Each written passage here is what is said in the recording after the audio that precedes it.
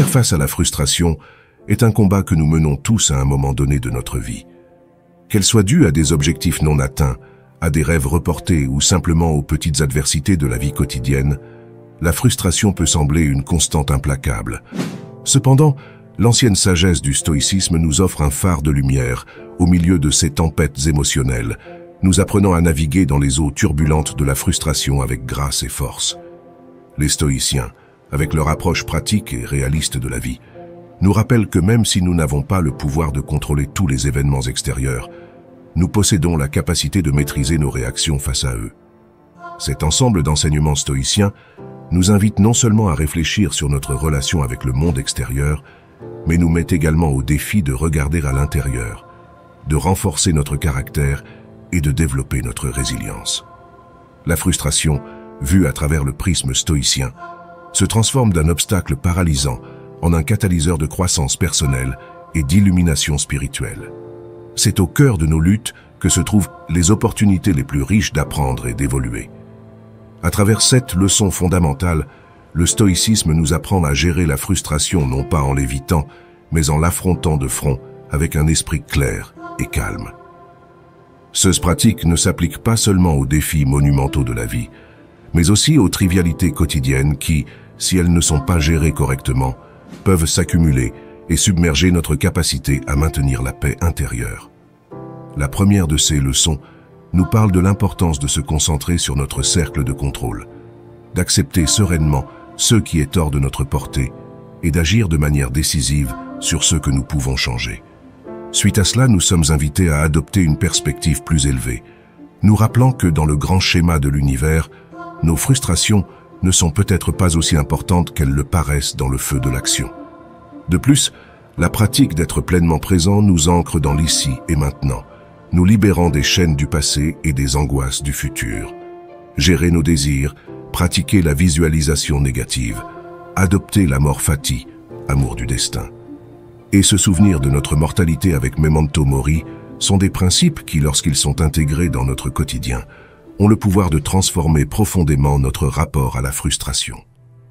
Chacune de ces leçons nous offre des outils pour développer notre force intérieure, nous permettant de relever les défis avec un sens renouvelé du but et une profonde paix intérieure. Ainsi, les enseignements stoïciens ne sont pas simplement des exercices philosophiques abstraits, mais des pratiques vivantes et respirantes qui nous permettent de gérer la frustration, non pas en tant que victime, mais en maître de notre propre destin émotionnel. En adoptant ces principes, non seulement nous élevons notre acuité mentale et renforçons notre caractère, mais nous devenons également des phares de sérénité dans l'océan tumultueux de l'existence humaine. Je vous invite donc à vous lancer dans ce voyage transformateur, explorer ces 7 pratiques stoïciennes et découvrez comment elles peuvent vous aider à gérer plus efficacement la frustration. Ce chemin vers la sagesse stoïcienne n'est pas seulement un moyen de surmonter la frustration, mais aussi une invitation à vivre une vie plus pleine, plus consciente et plus enrichissante. Préparez-vous à changer votre perception de la frustration et à en faire votre allié sur le chemin de la croissance personnelle et du bonheur authentique. Alors commençons.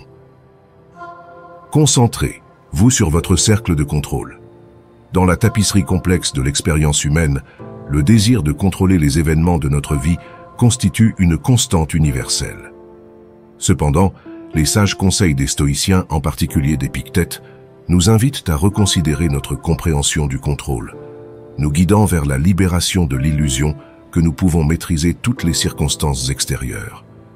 Cet enseignement, qui met l'accent sur l'importance de se concentrer sur notre cercle de contrôle, n'est pas seulement une leçon de philosophie ancienne, mais une pratique profondément pertinente pour la vie moderne.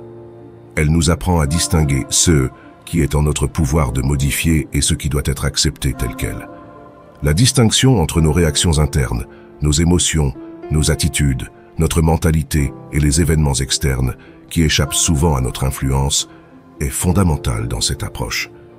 Nous ne pouvons pas éviter le trafic qui retarde notre voyage ou modifier les conditions météorologiques défavorables qui ruinent nos projets de plein air, mais nous avons la capacité de contrôler la façon dont nous réagissons à ces situations. Cette différenciation est cruciale.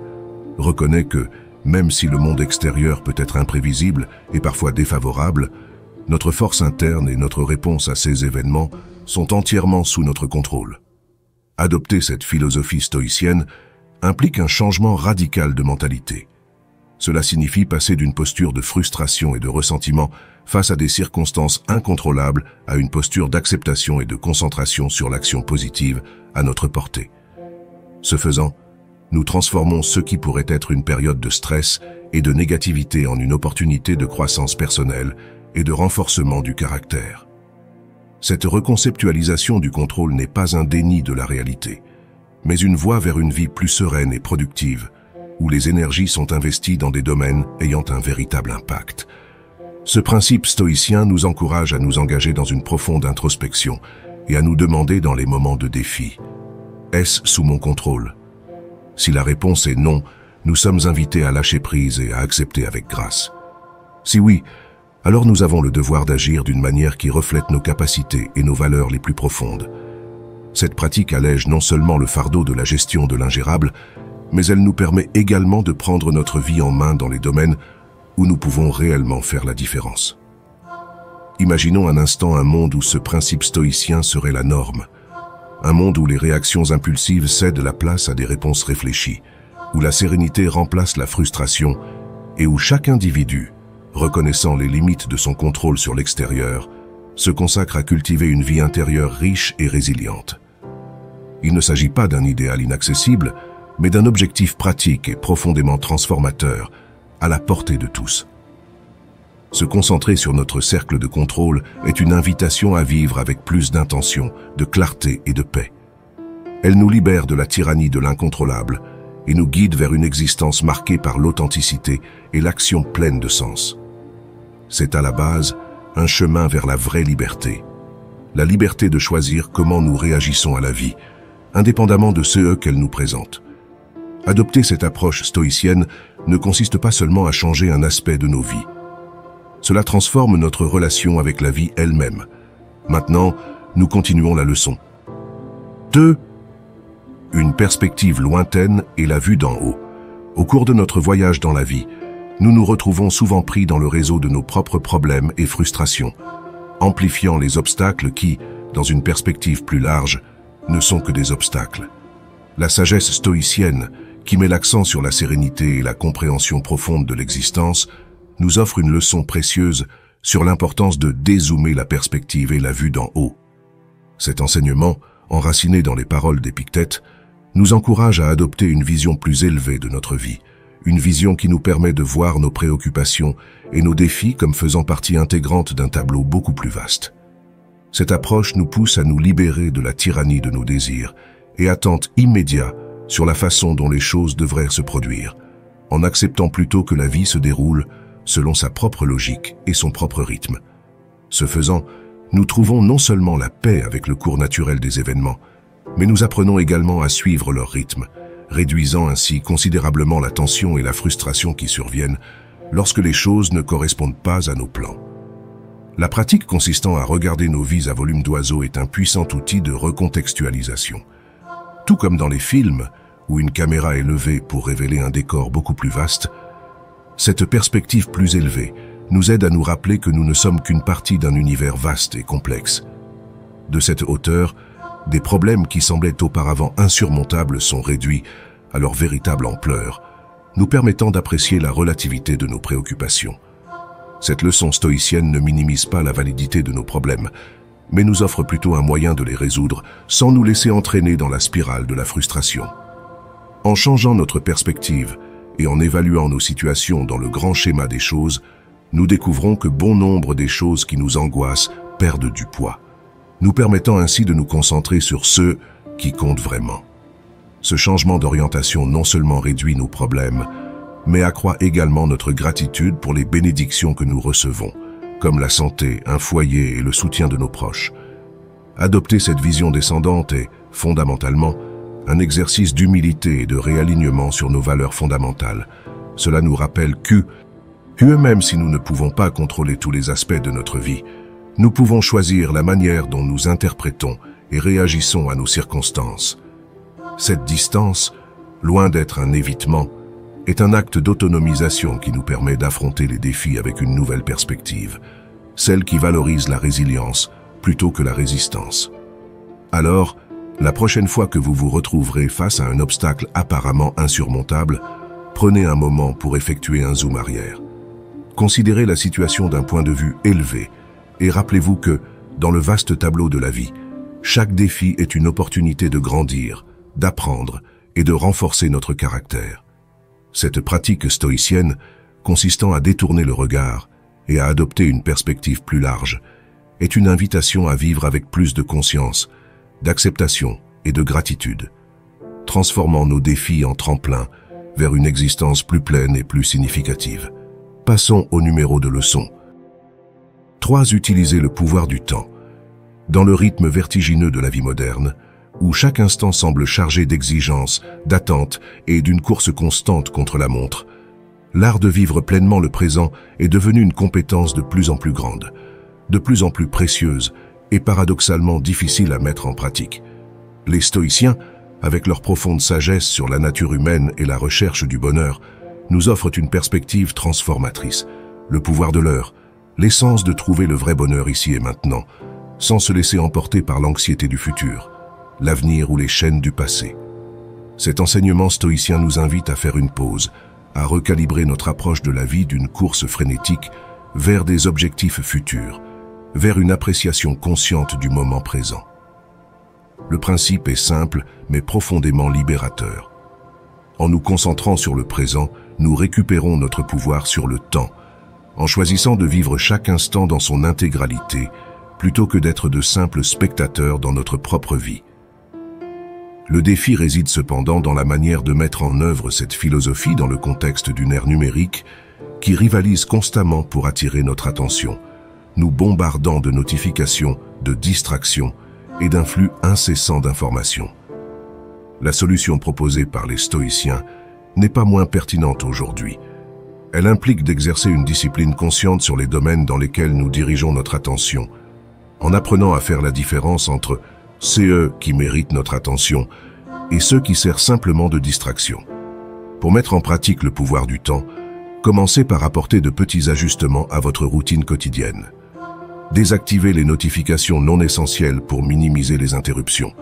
Consacrez du temps à des activités qui encouragent la pleine conscience, comme la méditation, la lecture ou simplement le fait d'être dans la nature. Ces pratiques vous aident à renouer avec le présent, vous permettant de ressentir la richesse de chaque instant. Que ce soit en savourant votre nourriture, en écoutant vraiment un ami ou en appréciant la beauté qui vous entoure.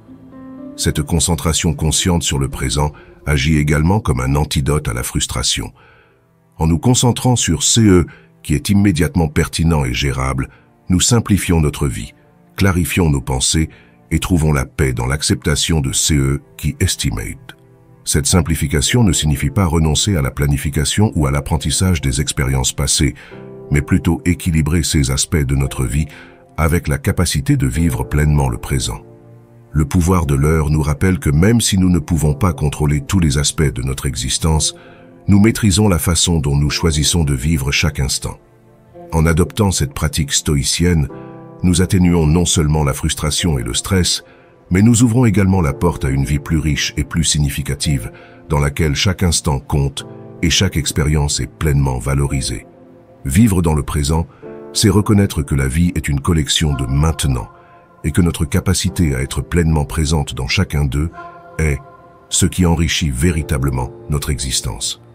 En faisant du pouvoir du temps une pratique quotidienne, nous transformons non seulement notre rapport au temps, mais nous redécouvrons également la joie et la sérénité qui viennent de vivre consciemment, un instant à la fois. 4 principales et gérer vos désirs.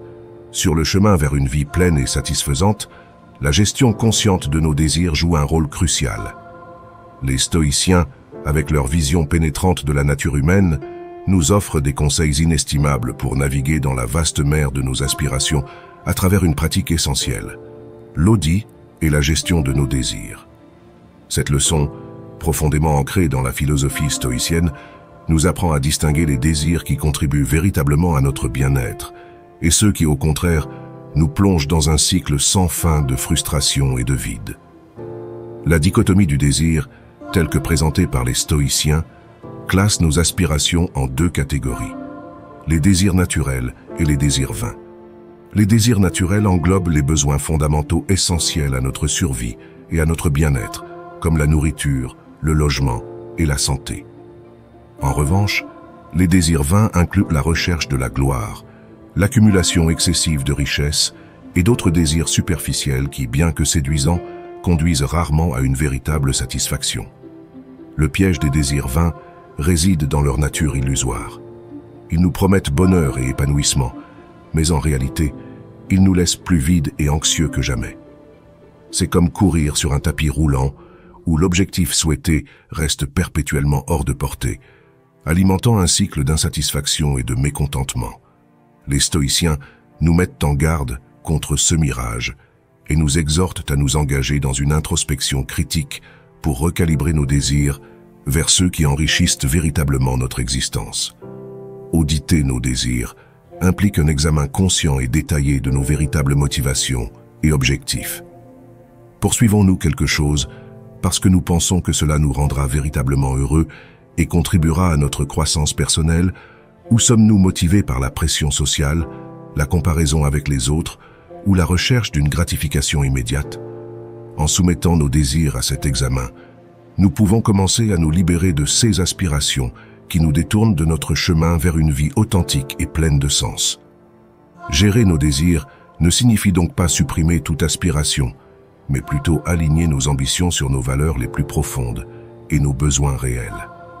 Ce processus d'alignement nous permet de fixer des objectifs plus clairs et plus réalisables, en minimisant la frustration et en maximisant notre sens du but et de notre satisfaction.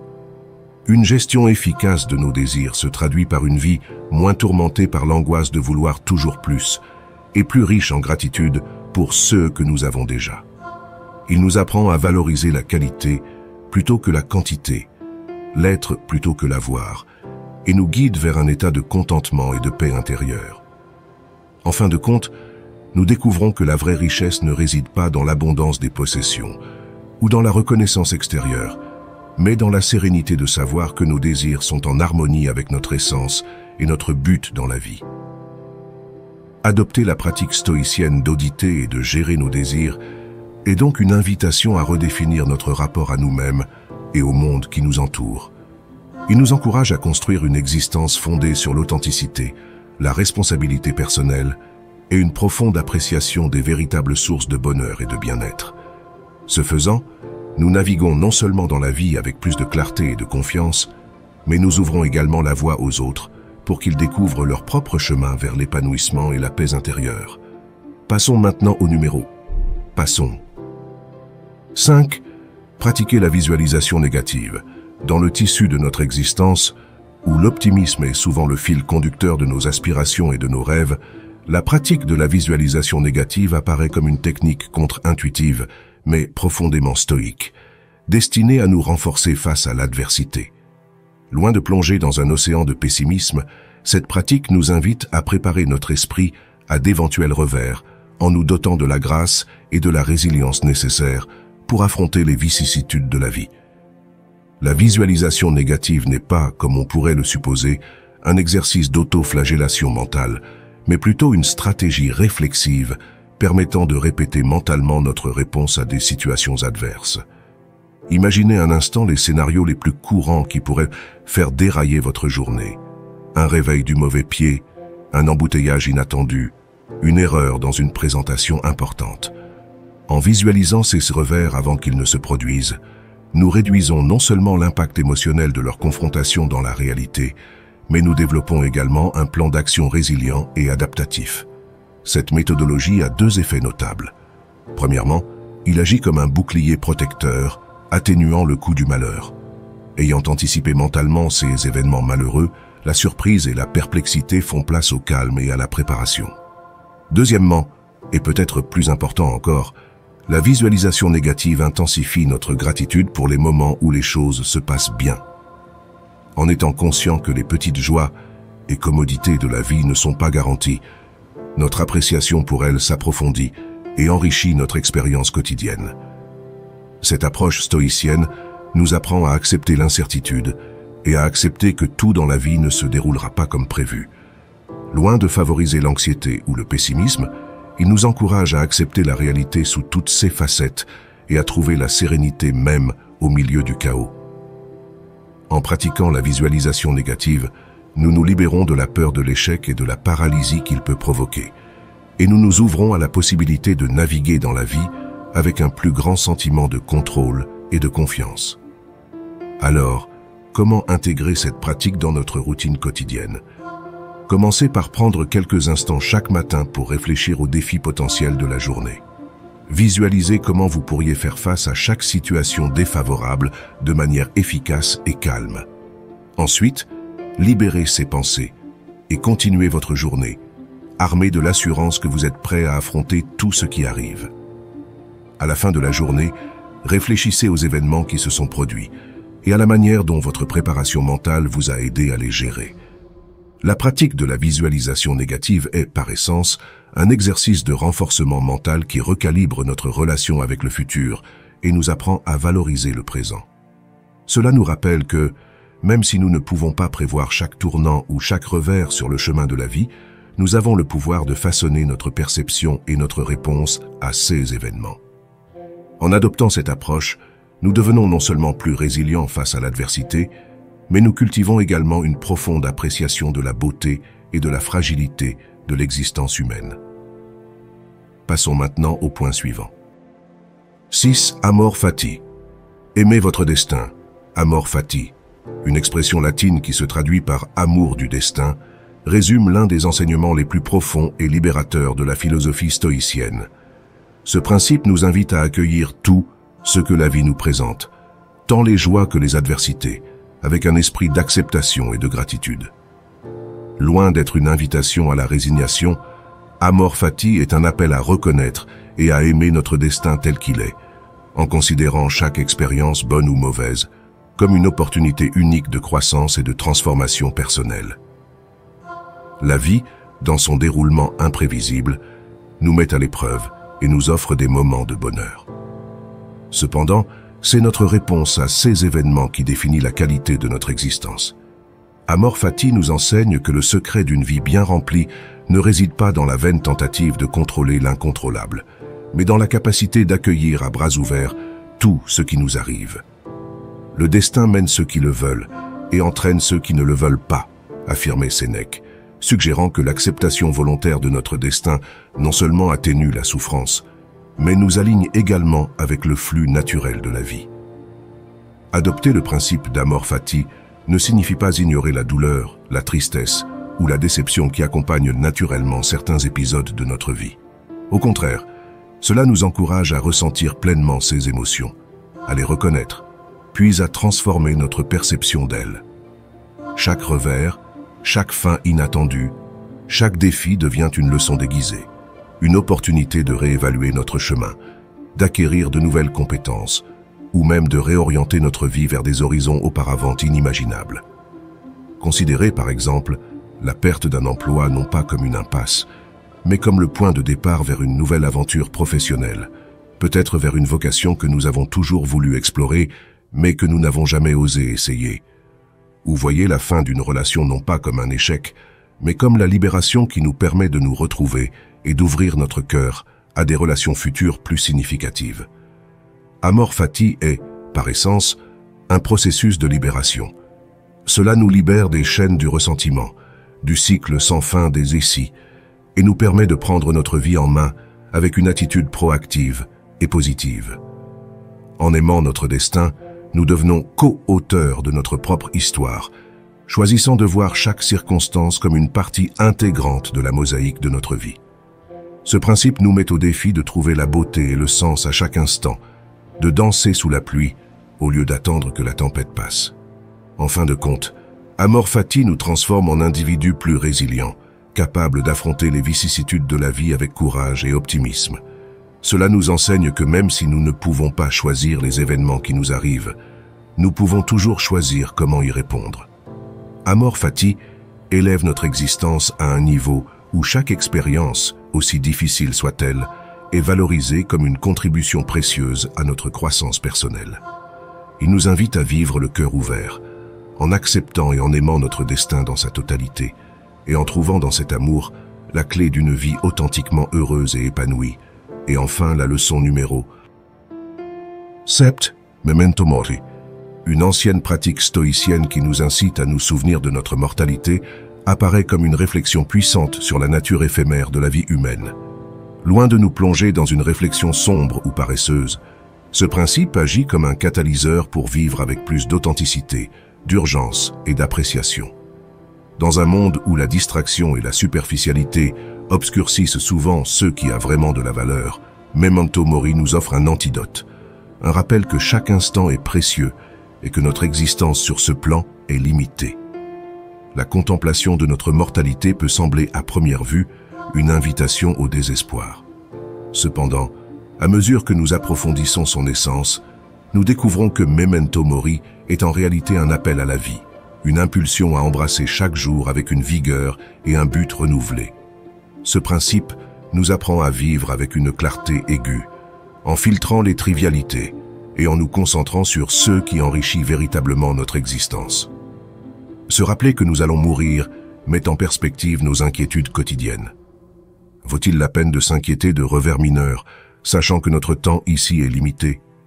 La prise de conscience de notre mortalité nous libère de la tyrannie de l'insignifiant, nous permettant de concentrer notre attention sur ceux qui comptent vraiment. Les relations, les rêves, les passions et les contributions que nous laissons derrière nous. De plus, Memento Mori insuffle un sentiment d'urgence dans nos actions. Savoir qu'un lendemain ne nous est pas garanti nous motive à agir aujourd'hui, à poursuivre nos objectifs avec détermination et à nous réconcilier avec ceux que nous aimons.